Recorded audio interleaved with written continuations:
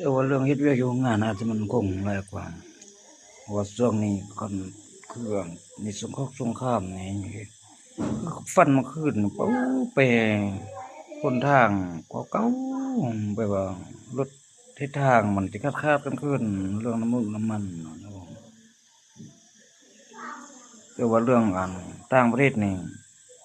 มักของเจ้าของงานเขาคันไม่สงครามเขาทำลายที่มืดเพราะว่าเขาตัดเสบียงอาหารการกินการใช้ของเขาหันโอ้กองกำลังคันบ่มีนั่นแหละมันของเจ้าของงานอาหารการกินลำเลียงเงินหรือว่าเขานำสัมปาเขาก็มีแห้งโอ้กินนักแหลง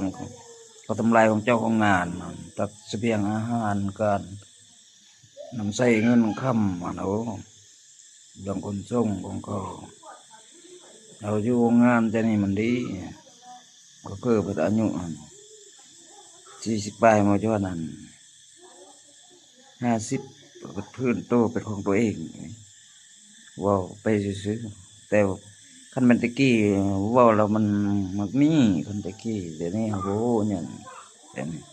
ก็เขามั่นใจเรื่องคนจีนเด้คนจีนเขามีเงินไม่บ่ดึงแล้วสงครามเวลา4-5 ปีมันขึ้นเขาจะไปลงประเทศเด้อเขาไปเนาะเขาไปจากนั้นโอ้หลังทั้งนี้เขาก็ขายหุ้นให้คนลาวแม่งเป็นของคนลาวก็แล้วไปท่านผู้นำมาก็สิส่งนักเรียนไปเรียนอยู่จีนคือรัฐบาลลาวคือลูกเจ้าล้านนายนี่ก็ถึงมาส่งไปอยู่จีนไปเรียนอยู่จีนเพราะจีนมันจะไปจนทั่วโลกเลยบ่ได้เขาค้าขายบ่ได้มีผลผลิตบ่ได้กำไรบ่ได้ขายส่วนใหญ่ถ้าเป็นออกกลางนี่ได้ดีโอ้ลองแม่งเขาจะล่มสลายแม่งหม้อทำนายปึ๊บจีนไปตั้งโรงจักรโรงงานแม่งส่งไปตะเวนออกตะเวนตกพุ่นงั้นตอนอยู่ลาวแท้กำไรแม่เขาก็ขายหุ้น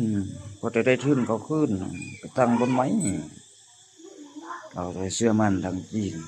ผู้นำมาผมนี่